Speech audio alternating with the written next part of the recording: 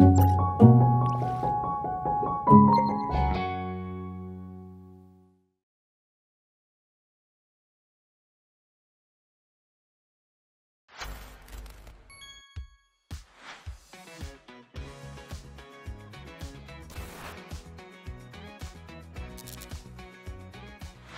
반갑습니다, 여러분. 오늘 강의를 담당하게 된 MPO 스쿨의 이재현이라고 합니다. 오늘은요, 공동체 건강성에 대해서 여러분들과 함께 이야기를 나누려고 합니다. 이 공동체 건강성은 총 세 가지의 소주제로 나눠져 있습니다. 이 소주제는 각각의 독립된 주제이면서 그러나 서로 연결되어 있는 주제이기 때문에 관심이 있으신 여러분께서는 1강부터 2강, 3강까지 연결해서 한번 들어보시면 어떨까 합니다.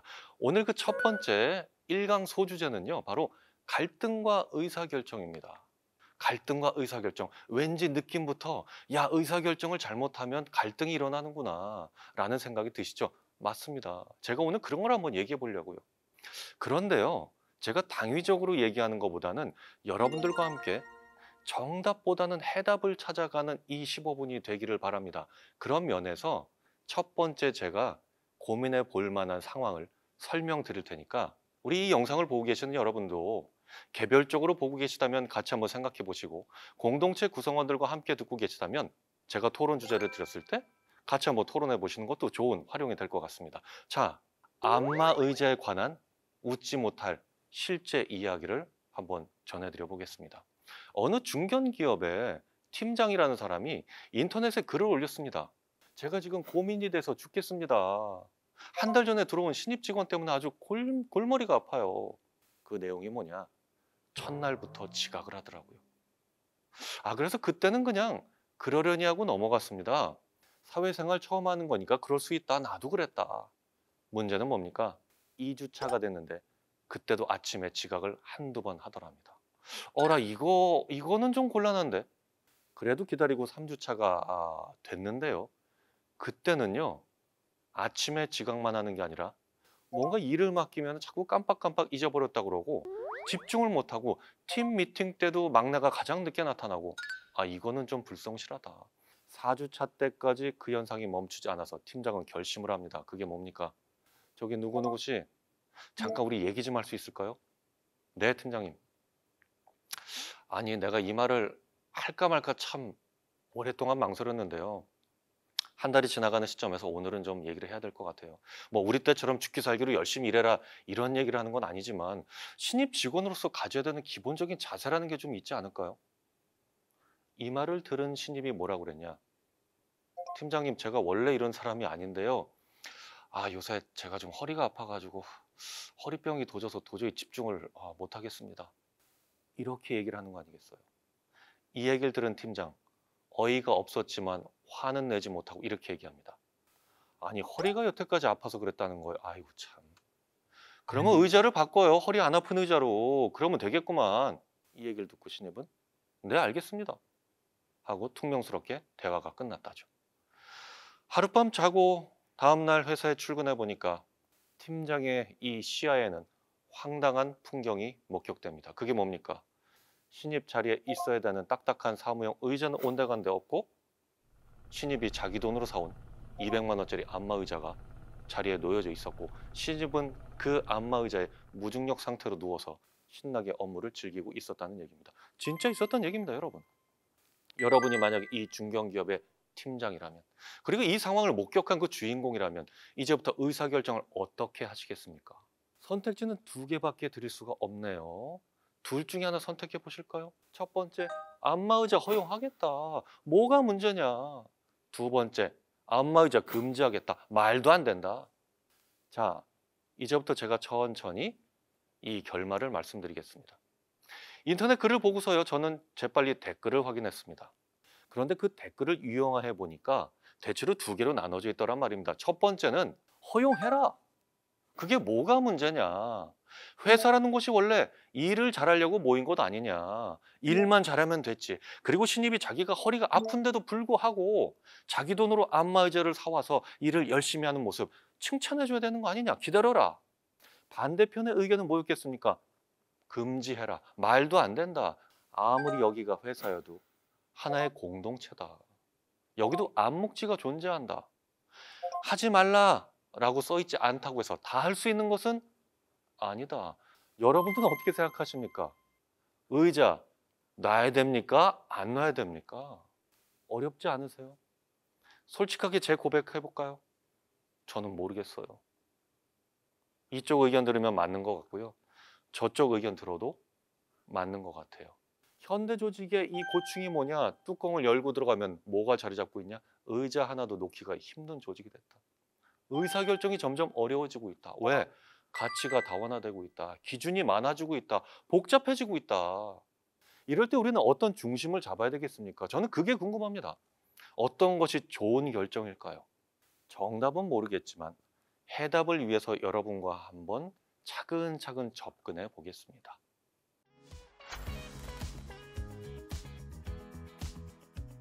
여러분, 안마의자에 대해서 우리가 몰입해서 지금 고민을 하고 또 혹은 누군가는 토론을 해보셨을 텐데요. 그거 고민하고 토론하다 보면 조금씩 의자와 관계없는 것이 이 토론에 개입을 하더군요. 우리가 합리적인 토론이다 그러면 그 의제에만 몰입해야 되는 거 아닙니까? 불필요한 거 끌고 들어오면은 새길로 빠지는 거잖아요. 근데 이런 토론을 여러분들에게 제가 부탁드리면 반드시 끌고 들어오는 개념이 있더군요. 그게 바로 조직입니다. 우리 조직. 우리 조직에선 이러면 안 돼. 우리 조직은 괜찮아. 여기가 뭔데? 우리 IT 회사야. 비대면 재택근무도 하는데 뭐 누워서 해도 돼. 그냥 실적만 채워. 우리는 안 돼. 여기 장애인 복지관이야. 장애인들이 휠체어 끌고 오시는데 누워서 일한다? 범죄는 아니지만 왠지 그러면 안 될 것 같아. 그건 도덕에 관계된 얘기야. 우리 조직 문화는 하면 안 돼. 해도 돼. 우리 조직의 경험에 의하면 이건 안 되는 거야. 우리 조직 분위기에 의하면 이거 해도 되는 거야. 여러분 무슨 얘기입니까? 조직 내에서 벌어지는 모든 얘기는 아무리 작은 사안이라도 홀로 존재하기 힘들다. 결국 이것은 거대한 조직의 담론과 연결돼서 결정되는 것이 일반적이다. 만약에 우리가 이것을 부정하고 합리적인 토론만 해봅시다. 다른 얘기는 하지 마세요. 의제에 대해서만 얘기합시다. 라고 하면 어떻게 되겠습니까? 논리와 논리의 충돌이 일어나는 것은 당연합니다. 이것을 우리는 갈등이라고 부릅니다.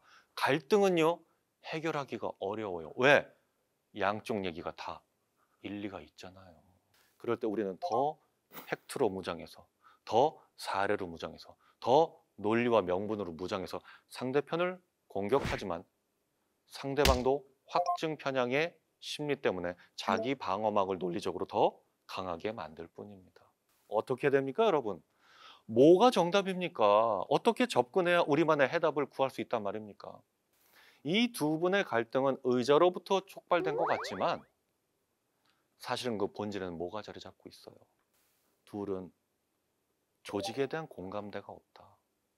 둘이 똑같은 회사에 다니고 있으면서도 그들이 다니고 있는 이 거대한 조직에 대해서는 크게 공감을 나눈 적이 없어요. 신입이 한 달 전에 이 회사에 들어왔을 때 신입 직원 교육이라는 걸 간단히 받았는지 모르겠지만 온통 다 직무 교육을 받았습니다. 실무, 사업, 빵꾸 내지 마라. 그러나 조직에 대해서는 네가 알아서 적응하렴. 언젠가부터 우리는요. 우리 공동체, 우리 조직, 우리 모임의 그 큰 얘기에 대해서는 잘 하지 않고 각자의 역할과 기능에 대해서만 얘기하고 있는 것은 아닐까요? 인간이 만들어낸 아주 훌륭한 시스템은 바로 분업체계라는 겁니다. 세계적으로도 분업하고 있고 국가 사회적으로도 분업하고 있고 기업, 조직, 단체, 기관 내에 들어가면 거기서도 분업을 하고 있습니다. 그렇기 때문에 우리는 효율을 추구하고 있죠. 그러나 효과성도 마찬가지입니까?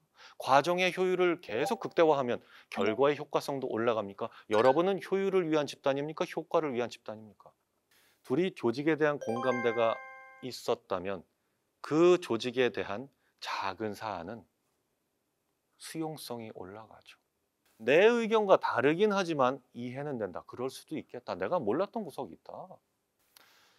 공감대가 없으면 갈등이 생길 수밖에 없습니다. 모두가 다 우리는 똑똑한 사람들이잖아요.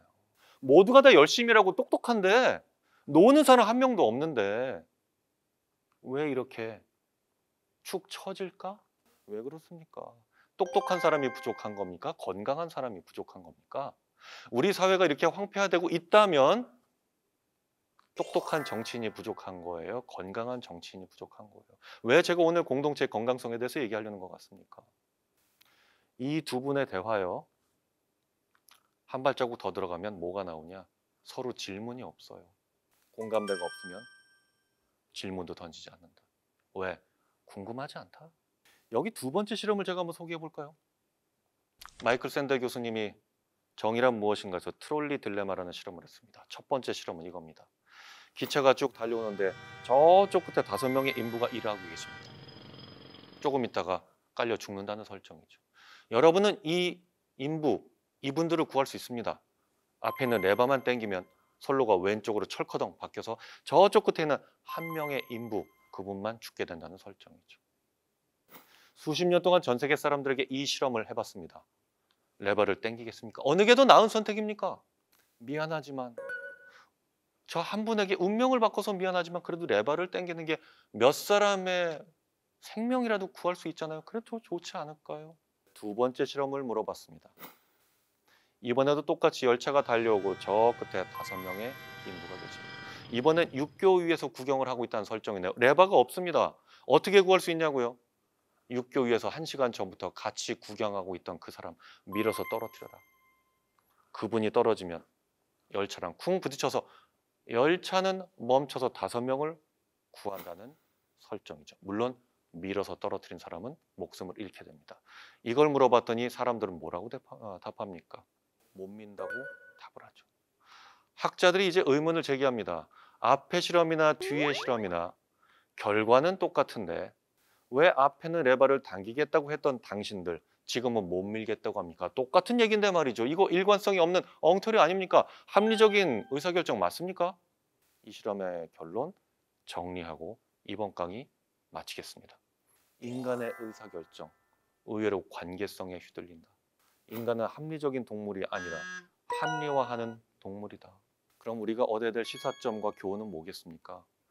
내가 너무너무 옳다라고 확신하는 주장이 아닐 수 있다는 것을 내려놓을 때, 즉 자기의 의의를 내려놓고 주의 의의를 쫓을 때, 그것을 간구할 때, 그리고 공동체 모두의 의의를 모아가는 그 과정 참여를 통해서 우리는 좋은 결정을 내릴 수 있다. 우리는 관계로 조직과 모임과 공동체를 운영하는 사람들이죠.